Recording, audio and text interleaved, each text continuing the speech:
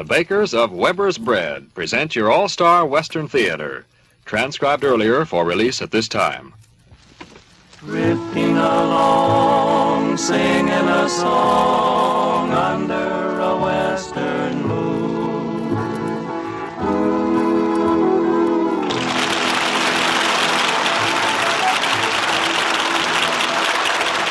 From Hollywood comes your all-star Western theater, starring America's great Western singers, Foy Willing and the Riders of the Purple Sage, bringing you the music, the stories, and the spirit of the great open spaces. And now, the Riders of the Purple Sage.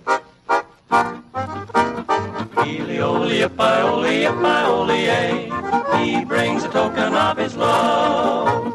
Swift as the wind he goes for high in the hills, he knows she's waiting for his Healy-o-ly-a-pie-o-ly-a, for his Healy-o-ly-a-pie-o-ly-a.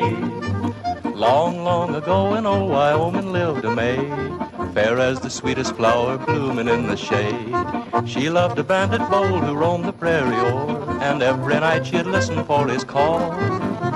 Then in the west his voice came ringing, riding a wild horse he came singing, Healy-o-ly-a-pie-o-ly-a, Healy-o-ly-a-pie-o-ly-a. He brings a token of his love. Swift as the wind he goes for high in the hills, he knows she's waiting for his Healy-o-ly-a-pie-o-ly-a, for his Healy-o-ly-a-pie-o-ly-a. One night an angel brought a message from her love, told her he waited in the starlight sky above. Softly she closed her eyes and bade the angels go, and then the whole world echoed to his song. For straight down a moonbeam he came riding, out of the sky on a winged horse gliding. Healy-o-ly-a-pie-o-ly-a, Healy-o-ly-a-pie-o-ly-a. He brings a token of his love. Swift as the wind he goes for high in the hills, he knows she's waiting for his Healy-o-ly-a-pie-o-ly-a, for his Healy-o-ly-a-pie-o-ly, Healy-o-ly-a-pie-o-ly, Healy-o-ly-a-pie-o-ly-a.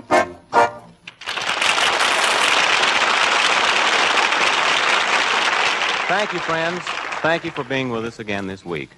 A great many of you have written your appreciation of the sincerity of Western love song. And so here's another one we hope you will enjoy. It's called Ages and Ages Ago. I remember when I made you cry. Ages and ages ago. I'll never blame you for our last goodbye. Ages and ages ago. Something told me when we walked away that time would make me miss you so. And though it happened only yesterday, it seemed like ages and ages ago. Now I'm waiting with a broken heart. How wrong I was to let you go. I've lived a lifetime since we've been apart. It seemed like ages and ages ago.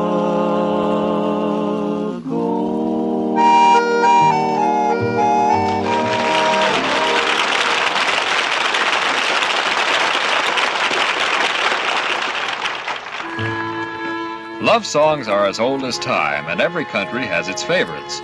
Maybe we're prejudiced, but we think America's Western love songs are just about the prettiest of them all.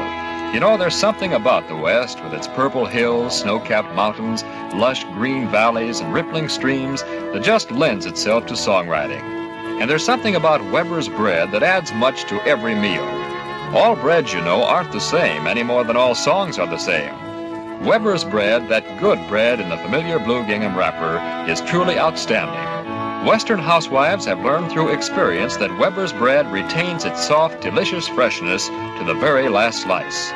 That's because it's mixed and baked with the same skill and care as bread baked in your own kitchen. Yes, Weber's bread has that old-fashioned home-baked goodness that just can't be beat.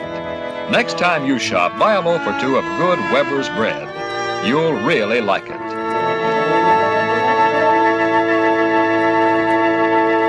After that helpful message, here are the Riders again with a special arrangement of the popular song, That's How Much I Love You, Baby.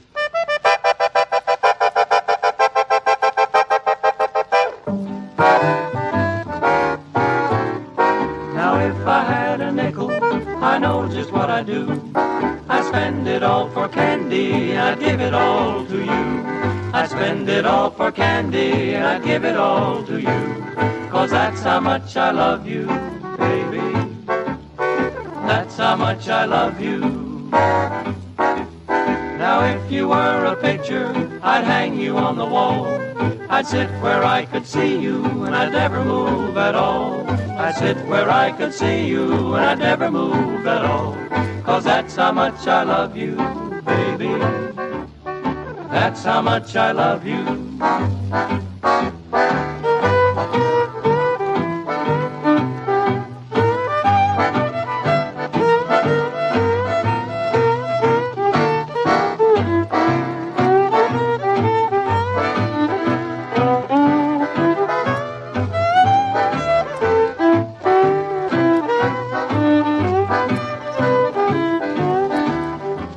Now if you were a kitten with pretty glossy fur, I'd take you up and stroke you and I'd listen to you purr. I'd take you up and stroke you and I'd listen to you purr. 'Cause that's how much I love you, baby. That's how much I love you. Now if you were a horsefly and I an old gray mare, I'd stand and let you bite me and I'd never move a hair. I'd stand and let you bite me and I'd never move a hair. 'Cause that's how much I love you, baby. That's how much I love you, baby.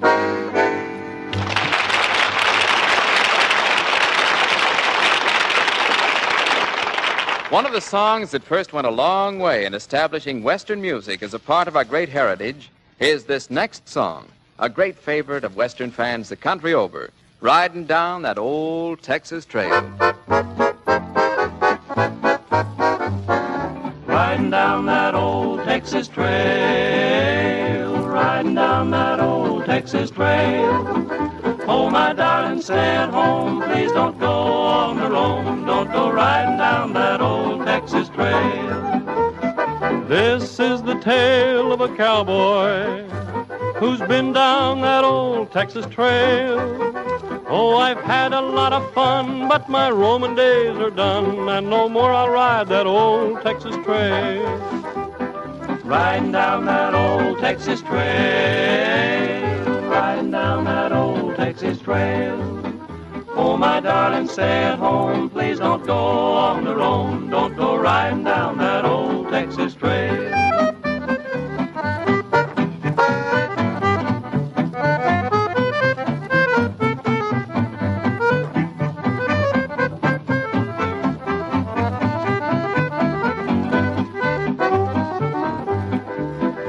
Now listen to me, all you ladies.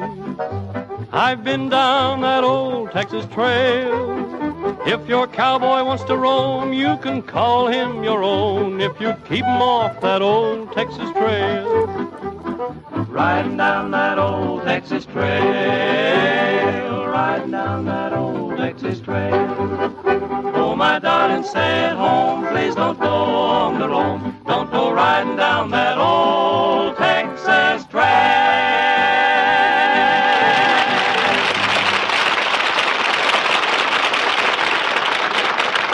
Well, it's time now for Foy Willing and the Riders of the Purple Sage to tell us another of their adventures in the West. This week, the story they call The Raisin Bee.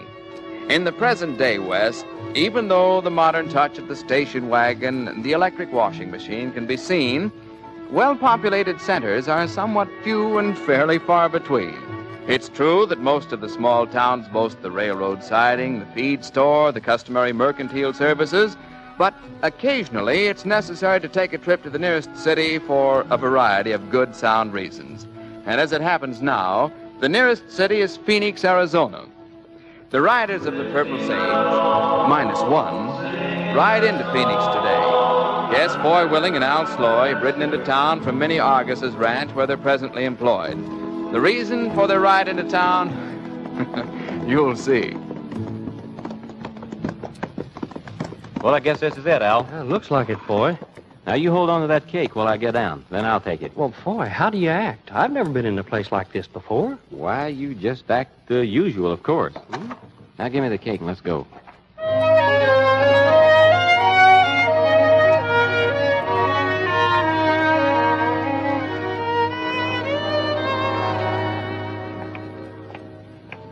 By gollies, everybody sure is quiet in here. Shh.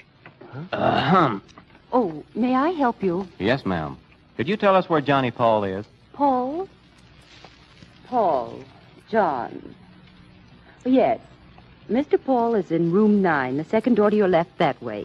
Thank you, ma'am. Not at all. By the way, are you Foy Willing and Al Sloy? Well, for goodness sakes, you know us? Well, I do now, at any rate. I have a message here for you. The message is from Mrs. Argus. Minnie Argus? Mm-hmm. She's our boss lady. I gathered as much when she phoned. The message is you are not to leave here for any reason until she arrives. Was she following us here? Apparently. Well, now, what do you know? The message concludes by saying something terrible has happened and she needs your help. Wonder what's the matter. Well, if she's followed us to town, we'll soon find out. Come on, let's go see Johnny.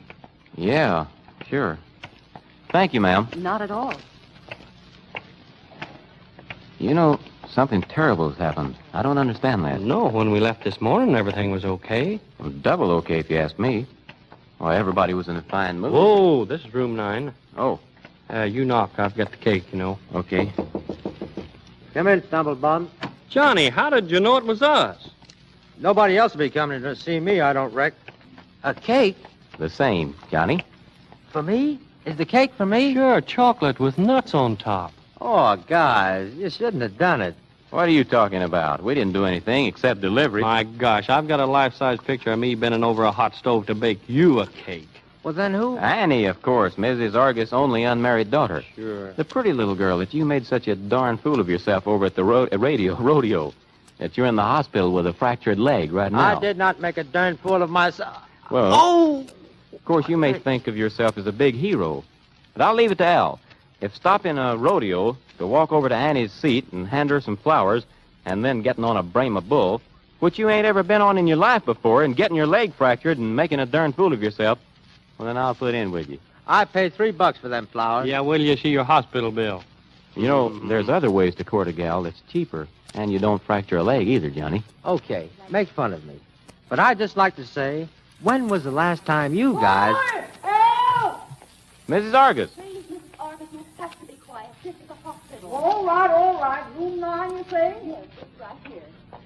Did Mrs. Argus come to see me? Well, no, Johnny. Something has happened. Something terrible. We don't even know what it is. Boy, Al. Oh, thank goodness you're here. Oh, You better sit down, Mrs. Argus. You're all in a sweat. you bet your life I am. Give me a chair. Here you are. Oh, my. I drove like 735 demons was all chasing me to once. I thought the old car was going to break down and fall into a million pieces.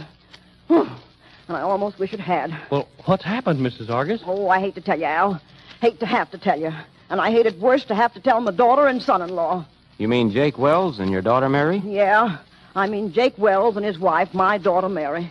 Why, they're both here in the hospital. I know. Jake stopped in to see me this morning. Mary had the baby yesterday, as you know. Yeah, we knew that, Mrs. Argus. Well, Jake spent the night here in the hospital. This morning he phoned me and asked me to go over and see if everything was all right at his place.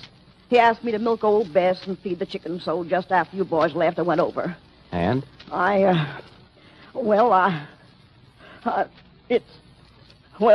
Their place is burned to the ground.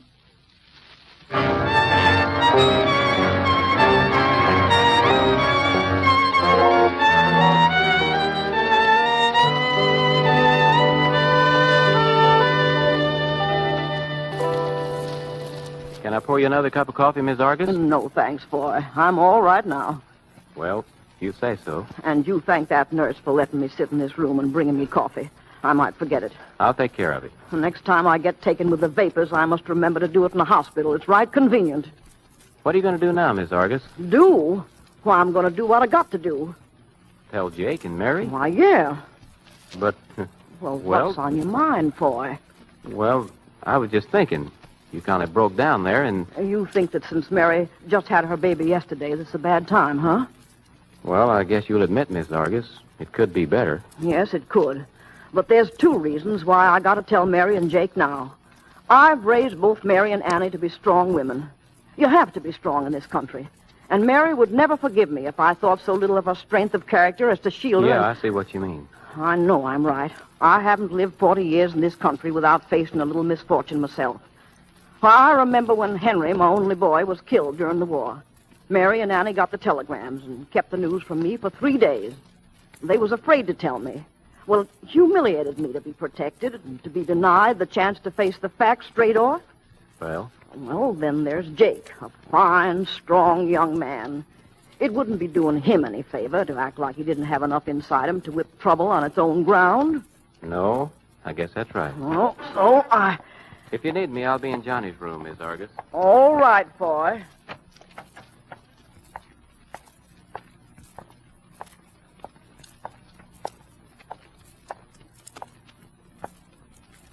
A little help, Lord, if you please. Mama. Mother? Mary, dear, and Jake. Oh, Mama, it's wonderful to see you. Grandma, you are now. Aren't you proud of me? I've always been proud of you, Mary. I knew you would. You said that in a strange way, Mama. Are you well, Mary? Are you in good condition? Well, the doctor says I'm in perfect condition. Why? Well, I have some bad news for you. Stand close, Jake. I'm right here, Mary. Hold my hand. Of course. It's not the baby, is it? No. Then what? Straight and fast. Please. Well, last night, your house burned to the ground. How did it happen, Mother? I can only guess. Where the kitchen was, there's a couple of tin cans that look like they was opened with a hatchet.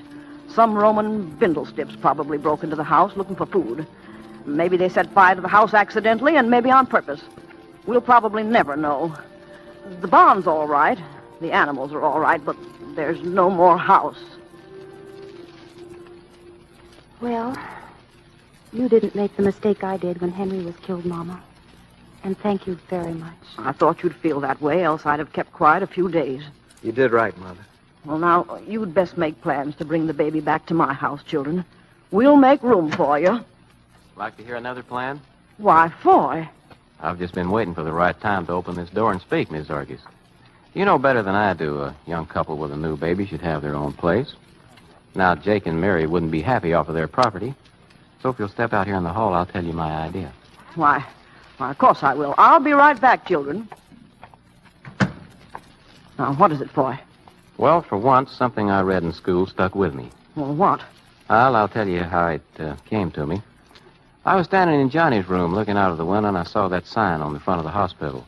Phoenix General Hospital. Yeah? And then I remembered Phoenix. The phoenix was a mythical bird that rose out of its own ashes. So I thought, well, why can't Jake's house do the same thing? And we'll help it. We'll have an old-fashioned Raisin Bee.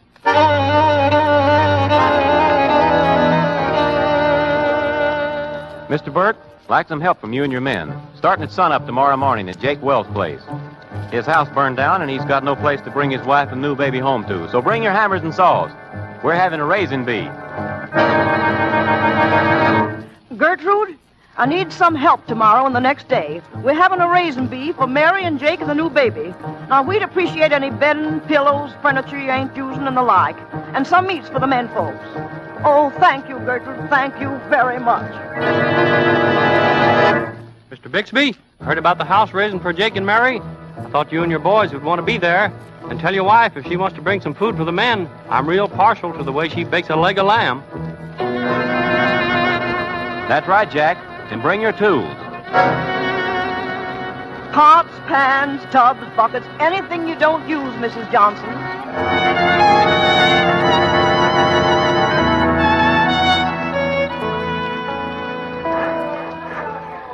Who's got a hammer around here? Great jumping Jehoshaphat. I don't reckon I ever worked so hard for less pay and enjoyed it more in my life. Oh, me neither, boy. I'm beat right down to the need for a plate of ram, lamb, sheep, and mutton with a side dish of ham, spare ribs, and roast beef. And coffee with sugar and cream. Oh, that's right, Mrs. Argus. Oh, there you are, boys.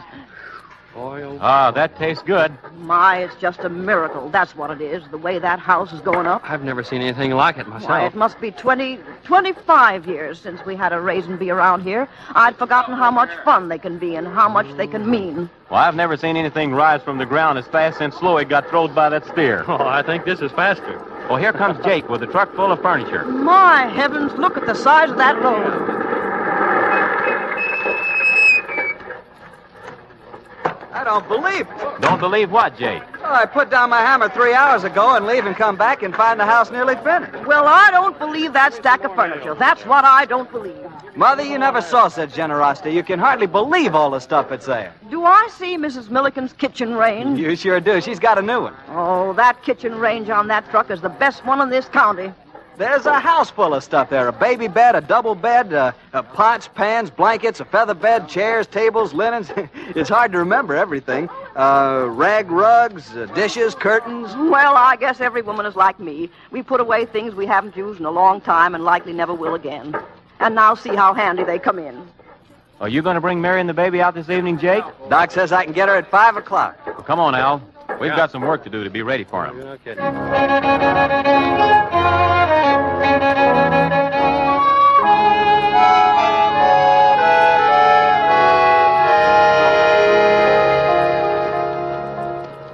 I'm nervous. What time is it, boy? It's 10 after 6.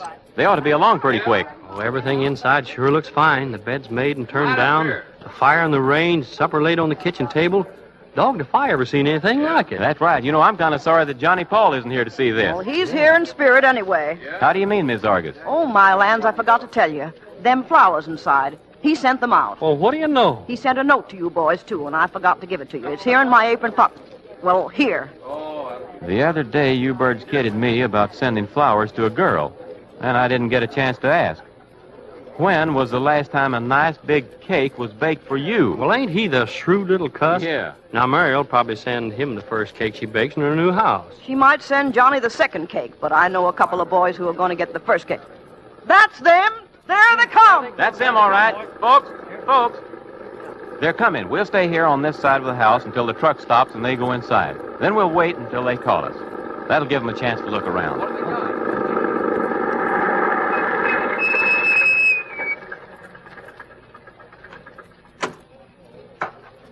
I can't believe it, Jake. I simply can't believe it. It's true, honey. I helped build it, and I know. Okay. Mid pleasures and palaces, though you may roam, be it ever so humble, there's no place like home.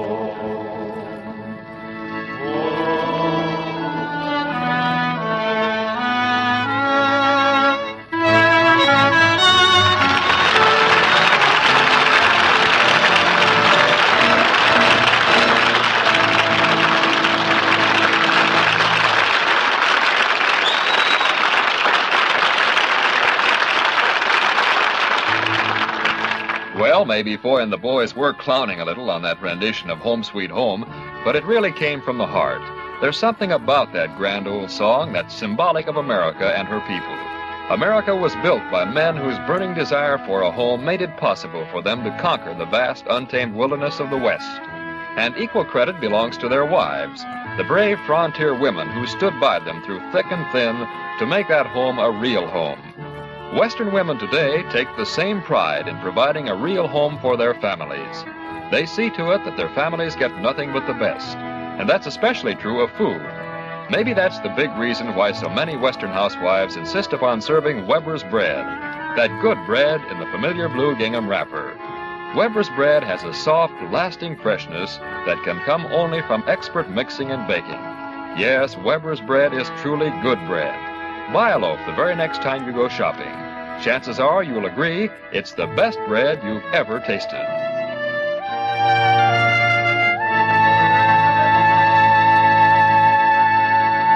Well, we've reached the spot in our show when we feature a Western song that has, or will, we believe, contribute much to the long life and popularity of great Western music everywhere. Foy Willing and the Riders of the Purple Sage sing for you Where Cool, Clear Water Spills.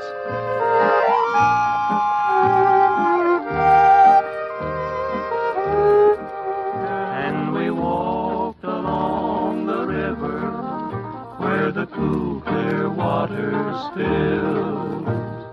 Cool, clear water, clear water.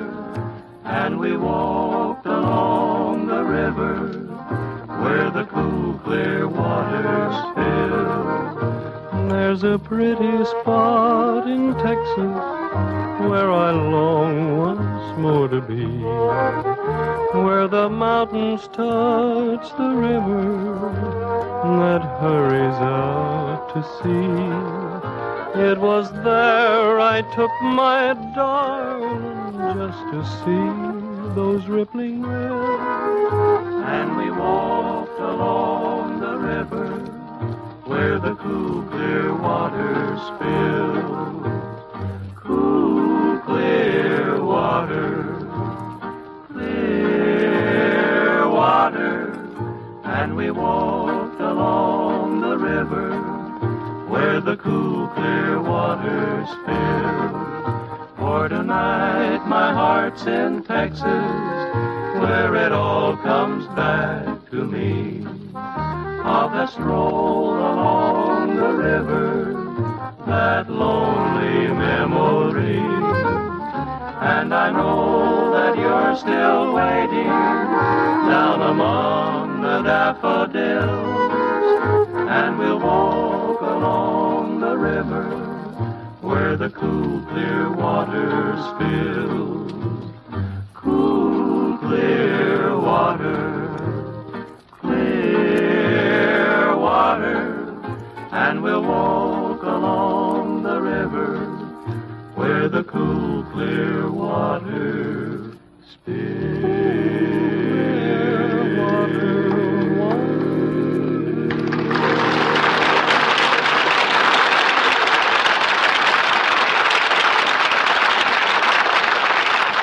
Well, it's needless to say, friends, we enjoy these visits with you each week, and we'd appreciate it if you would invite a neighbor to be with us next week. Thanks to Harry Bartell, Ann Morrison, and Martha Wentworth, who helped us with our story. This is Foy Willing speaking for Al Sloy, Johnny Paul, Scotty Harrell. The Riders of the Purple Sage saying so long and good luck to all of you. Drifting along, singing a song under a western moon.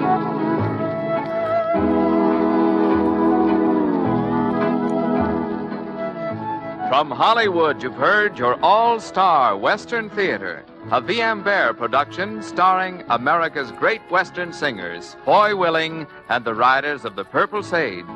Our script, written by Scott Farnsworth, was directed by Tom Hargis. Terry O'Sullivan speaking.